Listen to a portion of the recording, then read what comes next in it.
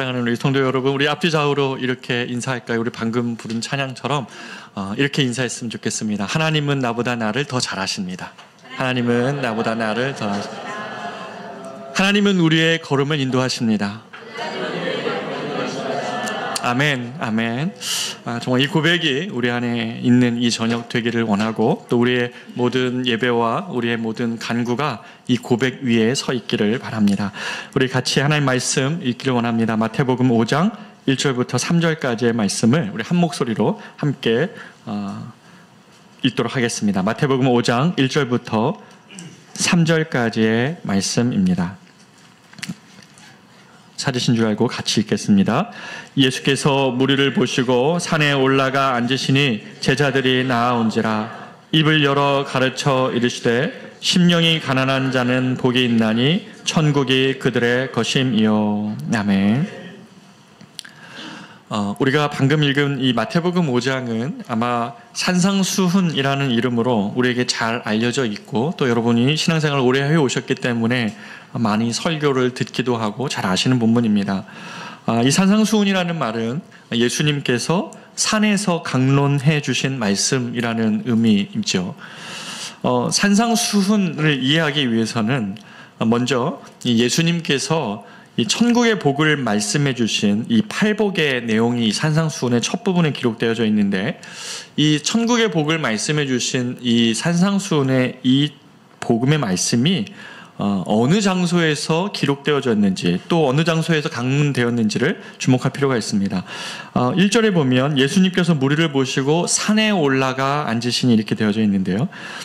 이 당시에 이 1절의 산은 당시에 알려진 이 시온산, 또는 이 유대교에서 기본적으로 역사 속에서 거룩한 산이라고 알려져 있는 그러한 산들이 아니라, 그런 거룩한 산들의 하나가 아니라 단지 매우 평범한 산 위에서 주님이 이 말씀을 전하셨습니다.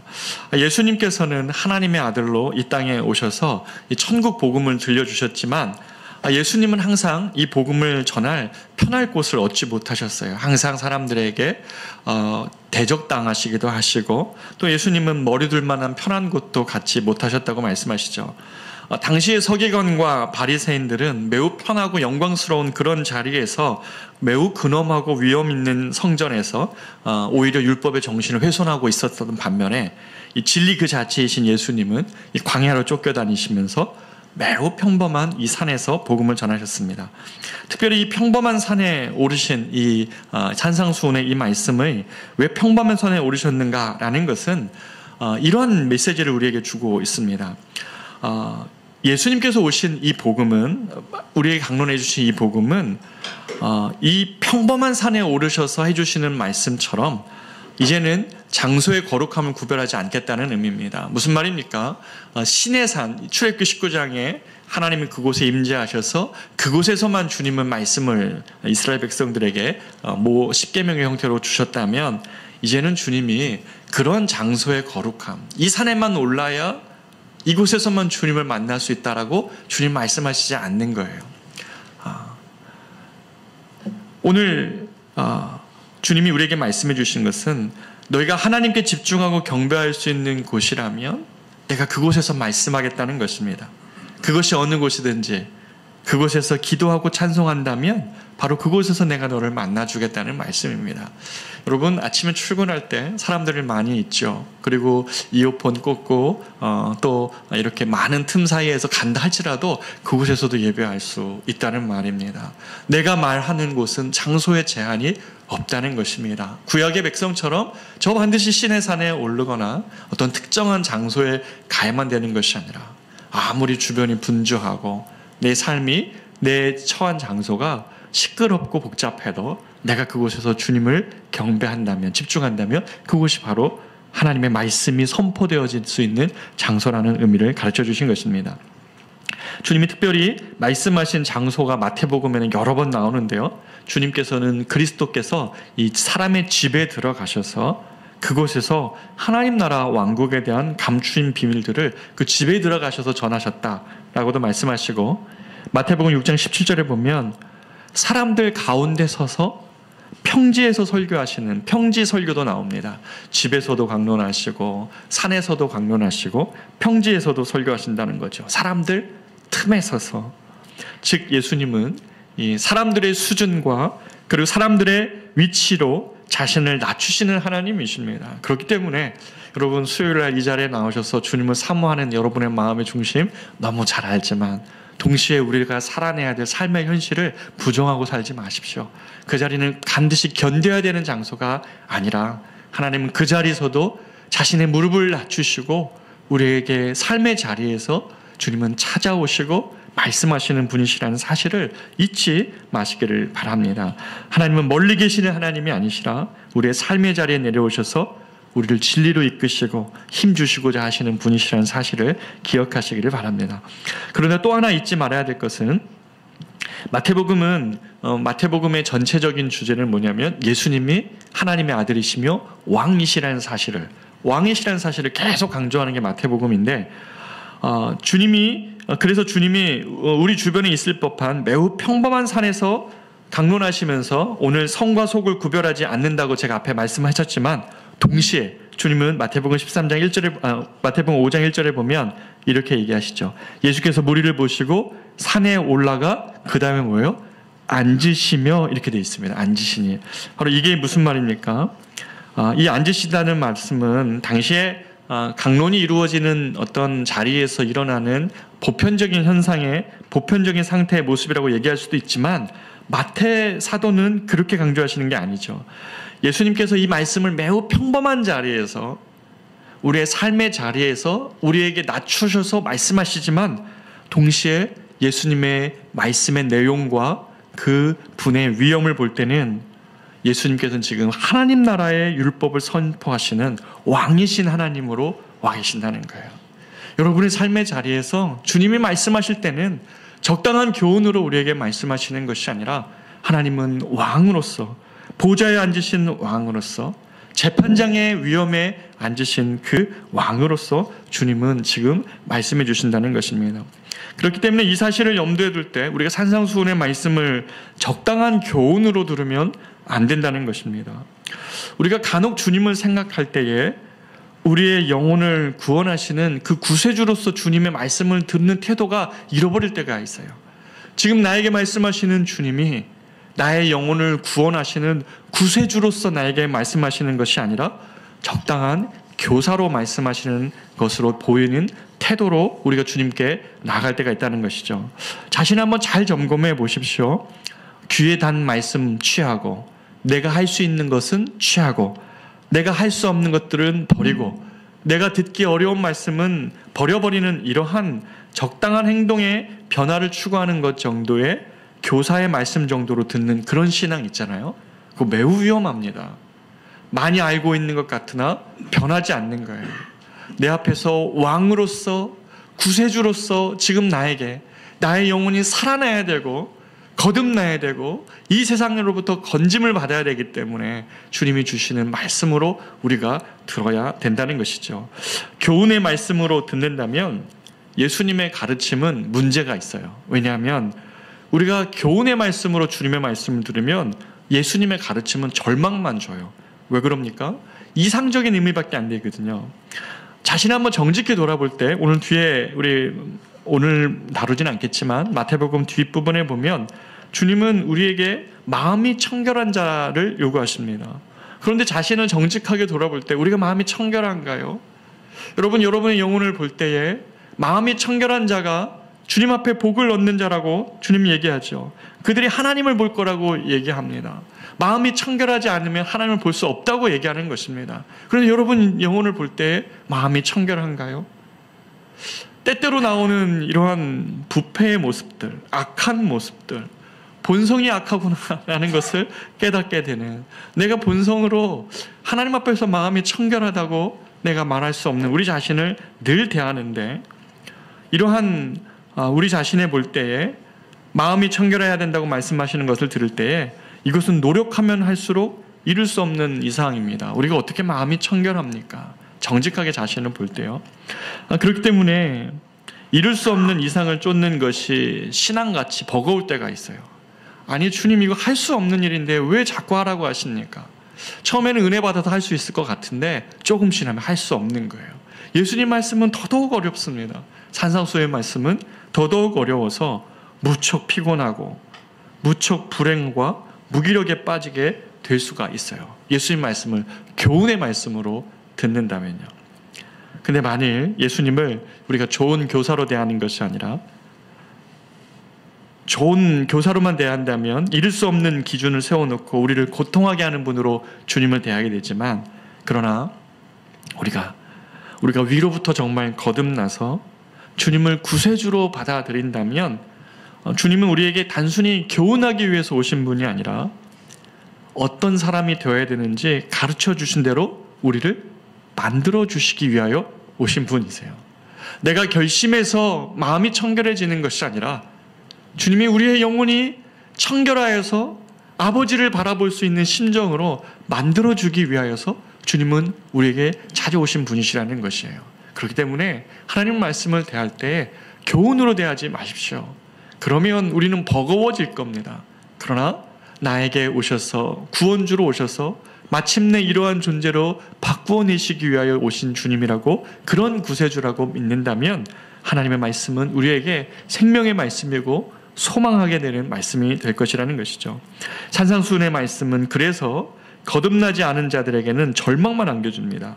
뒷부분에 보겠지만 악한 자를 대적하지 말라. 우리에게 악하게 하는 사람을 대적하지 말라. 그리고 누구든지 내 오른뺨을 치거든 왼뺨도 돌려대는 일, 바로 이것이 가능합니까? 수많은 우리가 결심과 노력으로도 이루어지기 어렵습니다. 왼뺨 맞으면요 더 세게 치고 싶죠. 안 돼요. 뺨 맞고 기분 좋은 사람은 없습니다. 아무도 그럴 수 없습니다. 오른뺨 뺨 치거든 왼뺨을 돌려대는 일, 주님이 표현하신 말씀입니다. 이런 분노를 우리 안에 갖고 있지, 이것이 우리에게 자연스러운 일이 아니라는 것이에요. 위로부터 거듭나지 않은 이상 우리의 영혼 안에 이러한 일들은 결심으로 일어나지 않는다는 것이에요. 그렇기 때문에 산상수훈은 우리를 어떻게 하냐면 처음에는 절망하게 하는 게 맞아요. 산상수훈은 우리를 절망하게 합니다. 아무리 노력해도 내 결심으로 악한 자를 용서할 수 없고요, 오른뺨 친 자에게는 분노로 왼뺨을 돌려대는 것이 우리라는 것이에요. 그렇기 때문에 산상수훈을 정확하게 정직하게 대하면 우리에게 절망을 줘요. 아니 난 이렇게 못하겠다고, 못하겠습니다 라고 우리는 대할 수밖에 없습니다. 그런데 놀라운 것은 바로 그것이 산상수훈이 의도하는 바라는 것이에요. 우리에게 이런 절망을 가져다 줘요. 그 이유는 우리가 절망에 이를 때여야만, 나는 이러한 존재가 될 수 없다는 그런 절망에 이를 때만 우리의 마음이 가난한 심령이 되기 때문에 그래요. 나는 조금 선한 줄 알았는데 할 수 없는 자신의 존재의 절망함을 느낍니다. 가난한 심령이 되어 비로소 내가 할 수 있는 일이 아니었군요, 그리스도께 손을 벌려 주님 앞에 나아가게 된다는 것이죠. 마태복음 5장 3절은 이렇게 이야기합니다. 심령이 가난한 자는, 예수님의 말씀이신데, 복이 있나니 천국이 그들의 것이며.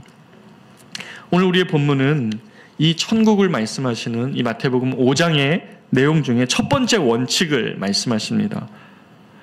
사람은 참 약해가지고요, 우리가 무엇인가를 이룰 수 있다고 하는 그런 자만에 빠져 있거나 또는 자신을 의롭게 여기는 한 주님은요 그들을 내버려 두세요.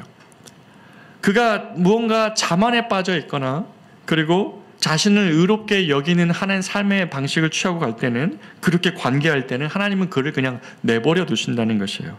그러나 결국 어떤 우리 인생 가운데 역경을 만나고 또 그래서 우리가 참으로 어리석고 무지한 자라는 것을 깨닫는 우리의 교만의 목이 부러질 때에 우리는 가난한 심령으로 나와 주님께 손을 벌리게 됩니다.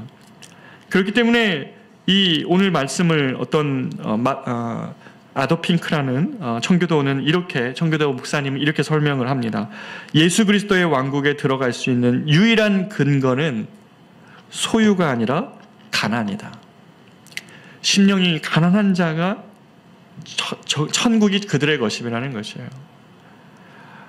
예수님을 향한 어떤 결단들 할 수 있다고 생각하며 나서는 어떤 인들에 앞서서 자신의 부족함과 무가치함을 철저히 깨닫는 것이 먼저다라고 말씀하시는 것이죠. 천국의 복을 누리는 자들은 자신과 자만과 결단과 결심으로 선 자들이 아니라 하나님 앞에서 나는 그렇게 할 수 없는 존재라는 사실 앞에 눈을 뜬 자라는 것이에요. 그래서 마음이 가난하여서 주님의 도우심이 아니면 할 수 없다는 자신의 이 철저한 공로 없음과 무가치함과 무기력함을 깨닫는 자들이 천국을 그 마음에 품게 된다는 것입니다. 그래서 이 마틴 로이드 존스 목사님이 교회가 이제 이 빛을 잃고 더 이상 소망이 없어 보이는 그때에도 이 사람의 노력으로 어떤 부흥을 일으키고 막 교회가 어떤 일을 해가지고 부흥이 일어난 것이 그런 것이 아니라 교회가 더 이상 빛을 잃고 소망이 없어 보이는 그때에도 우리가 부흥을 기대할 수 있는 것은 하나님께서 역사 속에서 바로 이러한 때에 매우 특별한 사람들의 무엇 때문이 아니라 그런 교회가 더 이상 소망이 없다고 하는 그때에 매우 특별한 자신의 섭리로 교회에 생명을 불어넣으시기 때문이라고 말하고 계십니다. 무슨 말입니까? 하나님은 뒤로 하고 사람의 열심히 불어넣은 그러한 어떤 교회의 모습은 결국 오늘날과 같은 현실을 만들어낸다는 것입니다. 하나님은 뒷전에 있고 사람의 열심으로 하나님의 일을 이루려고 하는 그러한 자만들이 만들어낸 결과가 지금 한국교회의 현실일 수 있다는 것입니다. 하나님은 오히려 우리에게 진짜 우리 안에 영혼의 부흥이 있을 때는 우리가 주님을 위하여 무언가를 막 하는 그러한 때가 아니라 하나님은 너희는 지금 할 수 없는 존재라는 사실을 깨닫게 하시면서 너희는 가만히 있어 주가 하나님됨을 볼지어다 라는 말씀으로 우리에게 다가오신다는 것입니다. 부흥은 우리가 무엇인가를 통하여서 영광을 주님께 돌리는 것이 아니라 영광 가운데 계신 하나님을 보는 것입니다. 나는 아무것도 할 수 없는 존재라는 사실을 깨달았는데 그 하나님은 내가 무엇인가를 통해서 더 영광을 돌리는 것이 아니라 우리의 철저한 낮아짐 속에 영광 그러나 그 자체로 계시는 주님을 바라보는 것, 그리고 성도들의 심령에 그분의 이름의 명예와 영광과 존귀, 하나님이 이 땅 가운데서 명예를 받으시고 하나님이 이 땅 가운데서 영광을 받으시고 하나님이 이 땅 가운데서 존귀를 받으시기를 소망하는 그러한 심령이 성도들 안에 회복되어질 때 그때 하나님은 부흥을 주신다는 것이에요. 이것이 역사 속에서 나타난 부흥의 법칙이라면 우리 안에도 동일하다는 것입니다. 우리가 영혼이 진짜로 여러분과 저 안에 심령의 부흥이 있을 때는 우리가 무언가를 막 해서 하나님 저 좀 잘 살고 있죠? 할 때가 아닐 수 있어요. 오히려 철저하게 나는 부족한 자라는 사실과 아니 어찌 보면 nothing이죠. 무가치한 사실이라는 사실, 그리고 철저하게 우리가 깨어진 그때에 그러나 하나님의 영광이 훼손되지 않고 내 심령 가운데 그리고 교회 가운데 하나님의 영광이 드러나는 모습을 볼 때에 우리의 영혼은 부흥을 경험한다는 것이죠. 그래서 우리들의 어떤 그럴듯한 결단이 얼마나 연약한 것인지, 그리고 우리가 조금도 주님을 기쁘시게 할 만한 근원적인 능력이 없다는 사실을 철저히 깨달을 때 우리는 주님께 손을 벌려 은혜를 구하게 됩니다. 주님, 그래서 나는 이것을 시작할 수도 없습니다. 주님, 나는 너무 두렵고 연약해서 이것을 시작할 수도 없을 것 같습니다. 라는 그런 마음들이 우리 안에 찾아올 때가 있죠. 그러나 이런 고백을 우리가 정직하게 주님께 드린 후에야 주님은 이렇게 말씀하십니다. 그렇구나, 네가 비로소 복이 있도다 라고 말씀하시는 것이죠. 바로 이것이 천국에 들어가는 첫 번째의 고백입니다. 그런데 놀라운 것은 그리스도 이전에는 어떠한 자도 심령이 가난한 자를 지상에서 축복받은 자로 설명하거나 생각하지 않았다는 사실이죠. 오늘도 진실한 그리스도인이 아니라면 내 영혼이 정말 이러한 바닥에 있고 철저히 깨진 이 상태, 그래서 아무것도 할 수 없는 존재라는 사실을 하나님 앞에 그러한 겸손한 자로 나아가 있는 그 상태가 하나님 앞에서 복된 상태라고 진실한 그리스도인이 아니라면 고백할 수 없을 것입니다. 우리는 너무나 쉽게 잊어버립니다. 사람은 무엇을 행하느냐가 중요한 것이 아니라 그가 하나님의 면전 앞에서 어떠한 존재로 서 있느냐가 훨씬 중요한 사실이라는 것입니다. 그럼에도 불구하고 우리 삶을 살펴보면 진정한 의미의 심령의 가난이 있지 않아요. 재정적으로 궁핍하다고 저절로 겸손한 영 갖는 것 아니고 부자라고 영적으로 교만하게만 하지도 않습니다. 반대도 마찬가지죠. 재정적인 빈곤이나 부요함의 문제가 아니라 또 어떤 이는 굉장히 나이스한 태도와 모범적인 신앙생활을 하는 외적인 모습은 보이고 또 죄와 싸우는 것 같기도 하는데 도리어 심령이 부유해지고 마음속에 자만감이 가득 쌓이는 자들도 우리 주변에 많이 있습니다. 우리가 성령으로 충만한 방법을 가르쳐주는 그런 책 또는 그런 모임에 가기는 좋아하지만 영적으로 마음을 깨끗하게 하는 방법, 자기의 마음을 비우는 방법을 가르쳐주는 모임이나 책은 찾기 어렵습니다. 목회자도 예외가 아닌데요. 주님은 누가복음 16장 15절에서 이렇게 말씀하십니다. 사람 중에 높임을 받는 그것은 하나님 앞에 미움을 받는 것이니라. 주님은 이렇게 말씀하심에도 불구하고 목사인 저와 같은 역할을 하는 또는 이러한 자리에 서 있는 자들은 자신을 낮추기보다 은근히 칭찬받고 높임받는 것을 좋아할 수 있는 위험에 매우 쉽게 노출됩니다. 그러다 보면 사람들의 칭찬과 사람들의 생각에 사로잡혀 있으면 사람들의 잘못을 지적할 수가 없습니다. 그들이 죄의 자리에 서 있다는 사실을 말할 수 없기 때문에 그런 것을 다룰 수 없고 그런 것을 강단에서 말할 수 없는 것이죠. 이것이 제 안에도 생겨날 수 있는 위험이라는 것입니다. 심령이 가난한 자는 복이 있나니. 심령이 가난하게 된다는 것이 무엇을 의미합니까? 심령이 가난해서 하나님의 앞에서 주님이 기뻐하시는, 주님이 원하시는 모습으로 선다는 것은 바로 이것이죠. 로마서 1장의 사도 바울의 마음인데 똑같이 나 주 예수 그리스도의 종된 나 바울은 이라는 의미에 들어가 있는 건데 이 종이 가지고 있는 것과 똑같은 심령인데요. 심령이 가난하게 된다는 것은 나는 내 소유는 아무것도 없다는 사실을 인정하는 것입니다. 나는 가진 것이 아무것도 없다. 그리고 나는 그리스도가 아니라면 아무것도 할 수 없다.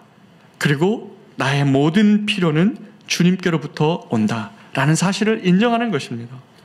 심령이 가난하게 된다는 것은 이 세 가지의 고백이 그 마음 안에 있는 자입니다. 여러분 있습니까?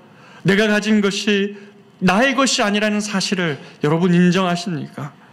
내가 할 수 있는 것이 그리스도가 아니라면 나는 아무것도 할 수 없는 존재라는 사실을 인정합니까? 그리고 나의 모든 필요가 주님께로부터 온다는 사실을 인정하십니까? 이것은 성령의 일입니다. 성령이 그 마음 안에 불어넣어주지 않고서는 이렇게 될 수 없습니다. 심령의 가난은 내가 가난해져야지, 겸손해져야지 해서 나오는 상태가 아니라는 것입니다. 우리 안에 성령의 역사하심으로 말미암아 자신의 이 공허함, 그리스도가 아니라면 아무것도 아니라는 사실을 성령께서 깨닫게 하실다면 비로소 심령이 가난한 상태가 됩니다. 안 그러면 분노로 가요. 하나님이 나를 이렇게 낮추시다고요? 내가 사람들에게 이렇게 낮아진다고요? 내가 이렇게 파산해야 되는 삶입니까? 주님을 향한 분노로 가죠. 그러나 주님이 낮추실 때는, 심령은 가난한 상태로 낮추실 때는 오히려 성령의 역사하심 가운데 맞아요, 주님. 처음에는 분노였는데 주님 사실은 맞아요. 나는 그리스도 안에 있지 않는다면 저 사람이 나를 알고 있는 것보다 더 악한 내가 내 안에 있다는 사실을 맞습니다. 알고 있습니다. 주님, 나는 무언가 할 수 있다고 사람들 앞에서 자신감 있게 말할 수 있는 존재인지 모르지만 뒤로 서서는 아무것도 할 수 없는 두려움에 빠지는 존재라는 사실을 인정합니다. 주님, 나는 주님의 도우심 없이는 내가 가진 것 중에 어느 것 하나도 주님으로부터 온 것이 아님이 없음을 나는 인정합니다. 이것은 사람이 스스로 갖는 생각이 아니라 주님께서 그 마음을 성령의 인도하심 가운데 낮추실 때 갖게 되는 영혼의 가난한 상태입니다. 그래서 심령의 가난은 자신이 티끌과 같은 존재에서 불리워진 존재라는 사실과 나의 전적인 무용성과 그리고 나는 주님 없으면 주님이 말씀하신 그 지옥에 가는 것이 마땅한 자라는 것을 깨달을 때 저절로 마음에 일어나는 상태입니다. 여러분은 오늘 어떤 심령으로 하나님 앞에 서 계십니까? 하나님이 만일 우리를 어떠한 상황 때문에 여러분과 저를 몰고 가셔서 우리들을 철저히 깨치고 낮아지고 무너지게 하실 때가 있어요. 그런데 하나님이 그렇게 하시는 이유가 무엇인지 아십니까? 우리를 깨어지게 하고 낮아지게 하고 무너지게 하시는 이유가 무엇인지 아시냐는 말입니다. 그것은 이제 그리스도께서 여러분의 마음을 채우기를 원하신다는 사인이에요. 우리는 이 깨어진 심령 안에 주님이 우리를 그곳으로 몰고 가실 때는 성령께서 우리의 마음을 깨끗이 치우시고 이제는 자신으로 채우시고자 하시는 정말 영혼의 부요한 상태, 심령이 가난한 자지만 그러나 천국을 소유한 부요한 자로 만드실 때는 우리가 이 깨어진 상태에서 주님만이 나의 소유시라는 사실을 인정하는 것과 주님만이 나에게 진정한 만족과 부요함을 주신다는 사실로 우리를 이끌어 가실 때에 바로 주님이 우리를 이 깨끗한 심령으로 만드셔서 가난한 심령 가운데 천국을 소유하게 하는 자로 우리를 바꾸신다는 것입니다. 그렇기 때문에 이 첫 번째 산상수훈의 복, 심령이 가난한 자의 복은 모든 거듭난 영혼이 처음 갖게 되는 마음의 상태입니다. 근본적인 특징이죠. 그래서 신앙생활을 오래 했음에도 불구하고 영혼의 가난함과 갈망으로 주님을 찾는 것이 없다면 여러분 신앙생활 가운데 지금 빨간불이 켜져 있다고 보면 맞습니다. 너무나 분명하게 주님이 팔복을 시작하시며 산상수훈을 시작하시며 첫 번째 하신 말씀, 그것이 심령이 가난한 자라는 사실입니다. 저는 바랍니다. 여러분의 신앙생활이 시간이 깊어지고 연조가 늘어날수록 여러분과 제 마음 안에 바로 이 마음, 성령께서 우리에게 주신 그 마음의 가난함과 곰핍함, 이 마음에 이 가난함이 있기를 원합니다. 그렇기에 하나님은 이 일을 우리 가운데 하실 것입니다. 거짓 진리나 세상적인 어떠한 일로도 주님이 찾으시는 영적인 가난한 자리에 갈 수 없습니다. 주님이 이 세상적인 어떤 일이나 진리 가운데서 우리가 낮아진다면 그것은 우리를 분노하고 폭발하게 할 것입니다. 그러나 하나님이 하시면 진정으로 우리의 심령이 가난해집니다. 그리고 그 가난해진 심령으로 하나님께 손을 내밀게 됩니다. 하나님은 탕자처럼 그 마음을 가난하게 하신 다음에는 아버지의 집을 찾게 하신다는 것이죠. 왜냐하면 그 자리가 하나님의 자녀를 위한 진정한 축복의 자리이기 때문입니다. 주님은 심령의 가난을 소유한 자를 복 있는 자라고 선언하셨습니다. 왜냐하면 그는 이 땅에서도 하나님의 은혜 안에 나라에 살 것이며 죽어서는 천국의 상속자라고 주님은 말씀해 주시기 때문입니다. 그렇기 때문에 그는 복 있는 자가 맞습니다. 주님은 심령이 가난한 자에게 약속하신 보배로운 약속이 많이 있습니다. 화면이 지금 안 나오기 시작하는데요. 저 뒤에 모니터만 안 나오군요. 시편 40편 17절 보면 이렇게 말씀하십니다. 나는 가난하고 궁핍하오나 어떻게 해요? 주께서는 나를 생각하시오네. 나는 가난하고 궁핍하지만 어때요? 이런 나를 주님은 생각하시오니 주는 나의 도움이시오 나를 건지시는 이시라. 이런 영적인 고백으로 우리를 이끌어 가시는 것이에요. 이 가난과 궁핍이 다른 어떤 무엇이 만들어내는 궁핍이 아니라 주님이 만들어내신 영혼의 상태이면 바로 이 고백으로 나간다는 것이죠. 주께서 나를 생각하시오니 주는 나의 도움이시오 나를 건지시는 이시라. 시편 69편 33편 여호와는 궁핍한 자의 소리를 들으시며 심령이 가난하여서 여러분과 저가 오늘 이 밤에 나와서 어떠한 모습으로 서 있는지 모르지만 여러분의 영혼이 가난한 상태로 주의 얼굴을 구하며 이 저녁에 부르짖는다면 주님 나는 잘할 수 있는 것처럼 사람들한테 인정되는지 모르지만 사실은 내 내면에는 자신이 없고 연약한 자고 정말 주님이 나를 정직하게 평가할 때 아무것도 없는 그러한 궁핍한 자라는 사실을 인정하며 주님께 부르짖는다면 주님은 여러분의 기도를 반드시 들으신다는 것이에요. 이사야 66편 2절 무릇 마음이 가난하고 심령에 통회하며 내 말을 듣고 떠는 자 그 사람은 어떻게 해요? 내가 돌보려니와. 아멘. 하나님은 언제나 이러한 자들의 기도에 주님은 응답하시며 돌보시는 하나님이시라는 사실입니다. 여러분, 그래서 이 저녁에 한번 결단하며 기도하기를 원합니다. 하나님 앞에서 우리의 외피를 좀 벗고요, 주님이 심령이 가난한 자를 원하신다는 것입니다. 왜냐하면 그러한 자들은 천국을 소망하며 자신의 것으로 삼고 살아가기 때문입니다. 여러분이 주님 앞에서 남들에게는 겸손한 척 보일지 모르나 여러분의 마음 안에 의로움과 여러분의 마음 안에 쌓아놓은 그 무엇 때문에 이 심령의 가난함을 잃어버리고 신앙생활을 하고 있다면 얼른 돌이키셔야 됩니다. 복된 하나님의 축복으로부터 갈수록 멀어지는 모습입니다.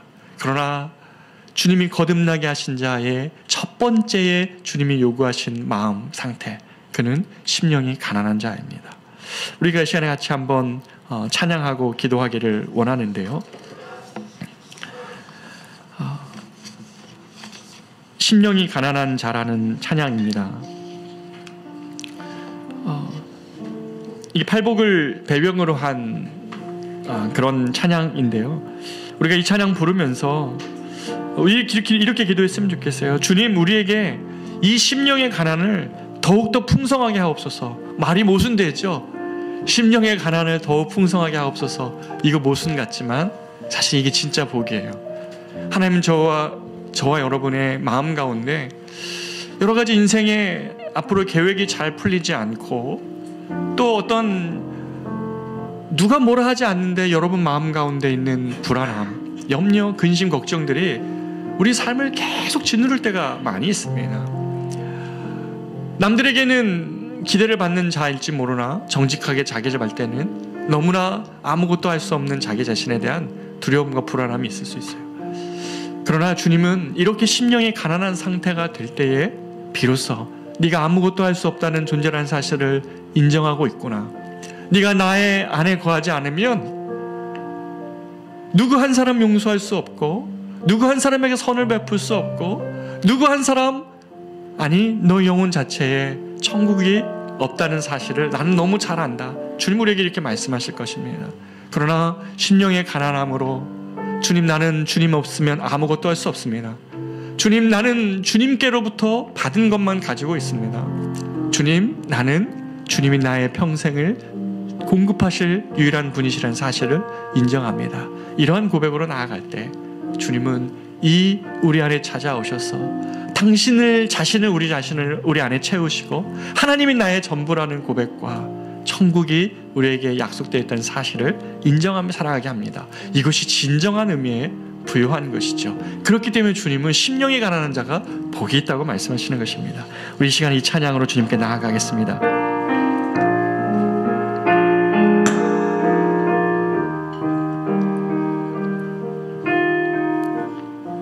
심령이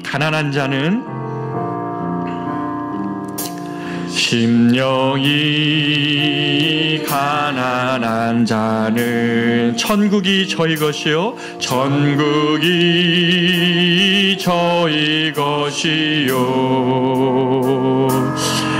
애통하는 자는 복 있네 위로를 받을 것이요 온유한 자 복이 있나니 땅을 기업으로 받겠네 의에 줄이고 목마른 자는 저희 배 부를 것이요 긍휼히 여기는 자는 긍휼히 여김 받겠네 마음이 정결한 자는 하나님을 볼 것이요 경계하는 자는 하나님의 아들이라 일컫네. 그를 위하여 핍박받는 자 천국이 저희 것이라. 내게도 주소서, 내게도 주소서. 내가 복을 받기 원하네. 오 내 주여 주소서. 사랑하는 여러분, 오늘 이 말씀 앞에 우리가 한번 정직하게 섰으면 좋겠습니다. 오늘 이 저녁에 나와서 여러분이 예배를 하면서 많은 분주한 하루, 그리고 정말 내 앞에 닥친 많은 일들을 정신없이 하고 아마 이 자리에 와 있을 것입니다. 그래서 때로는 우리가 어떤 영혼의 상태인지 알지 못한 채 어디서 무언가 알 수 없는 불안과 두려움과 염려와 걱정 속에서 그것 잊고자 또다시 열심히 일을 하며 이렇게 삶을 보낼 수 있습니다. 그러나 우리가 이 시간 앞에 정직하게 주님 앞에 서서 하나님, 나의 이 심령의 이 영혼의 무너짐이 하나님 주님 보시는 그런 가난함이 되기를 원합니다. 하나님, 나는 주님 없으면 할 수 없는 존재라는 사실, 나는 주님 없으면 내가 가지고 있는 그 어떤 것도 아버지께로부터 받지 않은 것이 없다는 사실, 내 인생을 공급하시는 이가 하나님이시라는 사실, 하나님 내가 이것 인정합니다. 남들이 나를 낮추면 내가 낮아지는 그러한 자존심의 무너짐이 아니라 성령이 나를 낮추어 주심으로 하나님만을 붙들게 하는 이 심령의 상태는 복이 있게 하시는 상태임을 믿습니다. 여러분의 영혼을 들고 이 시간에 주님 앞에 나아가서 주님, 나도 이러한 심령의 가난함으로 주 앞에 서 있기를 원합니다. 성령이여 나의 영혼을 비워주셔서 내가 주님으로 가득하게 하여 주시옵소서. 진정한 의미의 부요함을 갖게 하여 주시옵소서. 우리는 이러한 기도로 주 앞에 나아가 기도하기를 원합니다. 기도하겠습니다. 존귀하신 아버지 하나님, 사랑하는 하나님, 우리 성도들과 하나님 이 저녁에 하나님 기도합니다. 우리가 이 말씀으로 하나님 앞에 섰을 때에 주여 하나님 이 시간 우리를 하나님 깨닫게 하시고 새롭게 하여 주시기를 원하고 기도합니다. 하나님 아버지, 심령이 가난할 때야만 비로소 하나님이 우리의 영혼 가운데 하나님이 채우시는 복을 누릴 수 있습니다. 우리는 알게 모르게 의를 쌓고 알게 모르게 하나님 교만하며 하나님 아버지 사람들 앞에서 아버지 하나님 우리의 하나님을 생각하는 무엇을 우리의 채워냈습니다. 주님으로가 아니라 그 무엇이 우리에게 안정감이 될 때에는 반드시 우리를 속이는 것인데 아버지 하나님, 우리가 하나님 그 마음의 상태로 나아가지 못할 때가 너무나 많이 있음을 고백합니다. 하나님 아버지, 거듭난 자가 첫 번째로 가져야 될 심령이 바로 이 심령의 가난한 상태라고, 그들이 하나님 비로소 천국을 자기의 복으로 여기고 살며 비로소 아버지를 하나님 자신의 전부라고 고백하며 살아가는 심령으로 살게 하셨습니다. 하나님, 죽음의 공포가 있고 병의 질병의 고통이 있고 아버지 하나님, 우리는 정말 우리가 쌓아왔던 모든 것들이 넘어지고 무너져 버릴 것이라는 고통이 있고 미래에 대한 불안이 있고 염려가 있고 세상은 우리에게 하나님 어떠한 상황에도 우리가 하나님 정말 천국을 소유한 자로 아버지 하나님 그렇게 살게 하기보다는 이 땅에서 하나님 우리가 얻을 복에 대한 하나님 그 집착하는 것을 우리를 마음대로 심령을 채우지만 이 시간 우리가 주님 앞에 섭니다. 우리 하나님 마음에 아버지 하나님 우리 사랑하는 성도들의 심령 가운데 이 시간 하나님 주님이 낮춰주시는 아버지 하나님 그 하나님 영혼의 상태가 있다면 주 하나님 이것이 우리 하나님 복임을 고백합니다. 하나님 알 수 없는 하나님 그 하나님께서 내가 하나님 할 수 있는 일이 없어져 버리고 하나님 아버지 이 세상에는 어떤 고통 속에서 우리 하나님 낮아진 심령을 이 앞에 주선하며 주님 우리의 이 심령의 낮아짐이 하나님 앞에서 하나님의 복임을 고백합니다. 우리를 하나님 영혼을 비우시고 주님으로 채워주시고 우리의 영혼을 비우시고 하나님이 우리의 소망이 되어주시기를 원하고 기도합니다. 하나님 아버지, 주님이 우리의 영혼을 하나님 비우시고 낮추실 때에 하나님 비로소 우리가 하나님을 주님의 것이 될 수 있음을 아버지 하나님 고백하며 이 저녁 주님 앞에 섭니다. 오 하나님 아버지, 우리 하나님이 심령의 가난함으로 주 앞에 서서 주님을 위해서 하나님을 살아갈 수 있는 자들 있도록 주님 하나님 이 저녁 가운데 함께하여 주시옵소서. 주님 인도하여 주시옵소서. 주님 내게도 주소서. 내가 보를 받기 원하네. 오 내 주여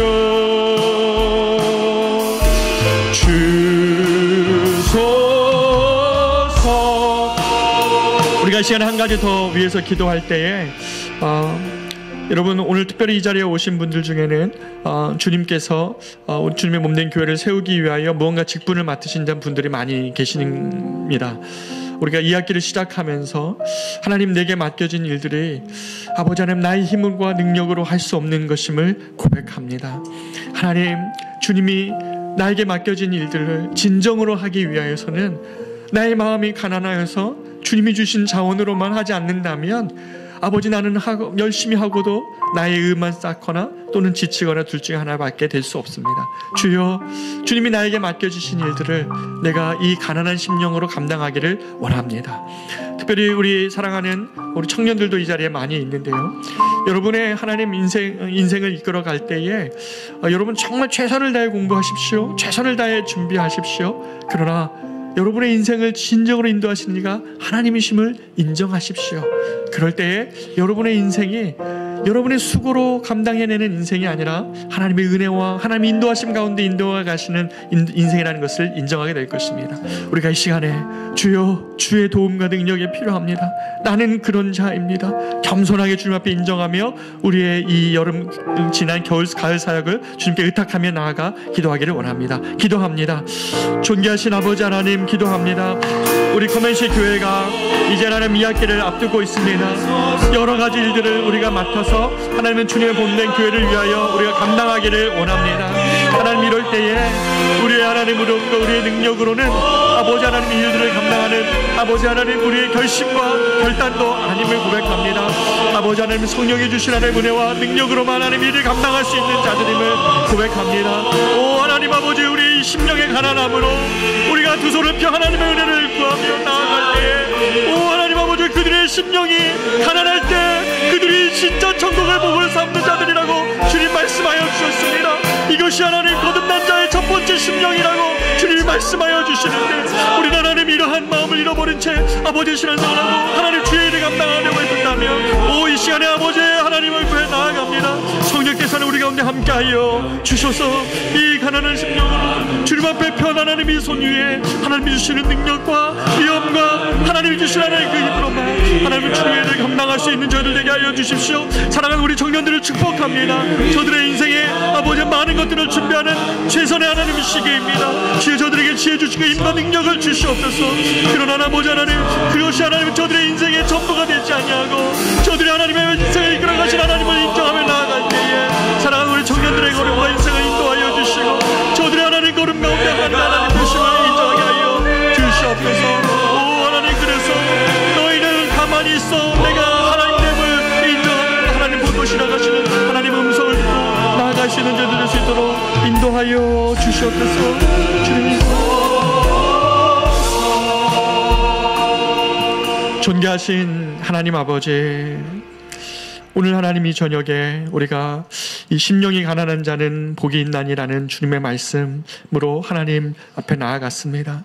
하나님 거듭난 자의 첫 번째 심령이 바로 이 심령이 가난한 자인데 주여 이 저녁에 우리가 하나님 앞에 서서 하나님 우리의 연약함을 또 우리의 하나님 무력함을 고백하지만 하나님 이것이 하나님의 앞에서 우리의 진정한 영혼의 복된 상태라는 것을 믿고 주의 우리 영혼을 채우시는 하나님의 은혜를 경험하며 주님을 붙잡는 이 저녁 되게 하여 주시옵소서. 그렇게 하실 주님을 간구하고 의지하며 이제는 우리 구주 되신 예수 그리스도의 은혜와 하나님의 말로 다할 수 없는 풍성하신 사랑과 성령 하나님의 가난한 자의 심령 가운데 채우시는 놀라운 은혜와 축복이 하나님 이 자리에서 주님을 구하는 가난한 심령이 되어져서 아버지를 찾는 사랑하는 우리 모든 커맨시 성도들 이 예배를 드리는 모든 심령 위에 이제부터 영원토록 함께 있을지어다.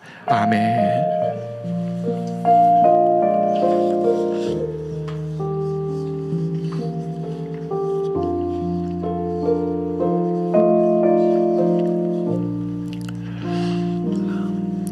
우리 계속해서 하나님 앞에 기도하며 나아가도록 하겠습니다. 기도하겠습니다.